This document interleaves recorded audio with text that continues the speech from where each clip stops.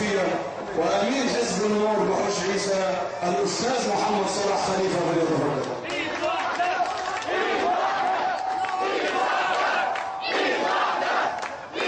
السلام عليكم ورحمة الله وبركاته. الحمد لله وكفى، والصلاة والسلام على عباده الذين اصطفى، لا سيما عبده المصطفى وآله وأصحابه المستكبرين الشرفا، ثم أما بعد. يصبح المصريون كل يوم في الآونة الأخيرة على فاجعة من الفاجعات. فبالأمس القريب كان المصريون ينتظرون ما سمي لنا وصور لنا بأنه محاكمة القوم، فأصبح المصريون لا على محاكمة القوم بل على فاجعة القوم.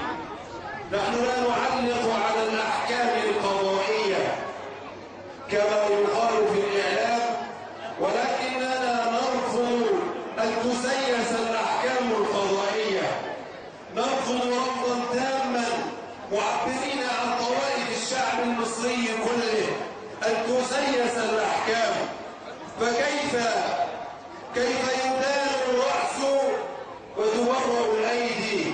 الرأس التي دبرت وخططت لخضع الثوار والشهداء يدانون بهذه الأحكام، ثم الأيدي التي نفذت وأعطت الأوامر بشكل مباشر بقتل الشهداء وذبحهم في الميادين المختلفة يبرعون. وتأتي أوراق الدعوة كلها خالية، خرج من كذا وخرج من كذا وخرج من كذا. فكيف حكمت أيها القاضي على الرأس؟ كيف حكمت على مبارك وعلى حميد العدلي؟ حكمت عليهم بأنهم مسؤولون عن حماية الثوار، أنهم تقاعسوا عن حمايتهم من القتل. فمن باب أولى أن تعاقب الرؤساء المباشرين المنفذين الذين تقاعسوا. وهل جاءت كائنات فضائية من المريخ أو من عطارد أو من كوكب المشتري لتقتل زهرة شباب البلاد؟ سبحانك، هذا بهتان عظيم يحمل كل المسؤولين عن هذه المحاكمة الهزيلة، نحملهم كامل المسؤولية، نحملهم دماء الشهداء، نحملهم آلام اليتامى والثكالى، النائب العام، النيابة العامة، المخابرات، كل من لم يساهم في جمع الأدلة، بل من تسبب في ضياع الأدلة، وعلى رأسهم هذا الشفيق أحمد فريد.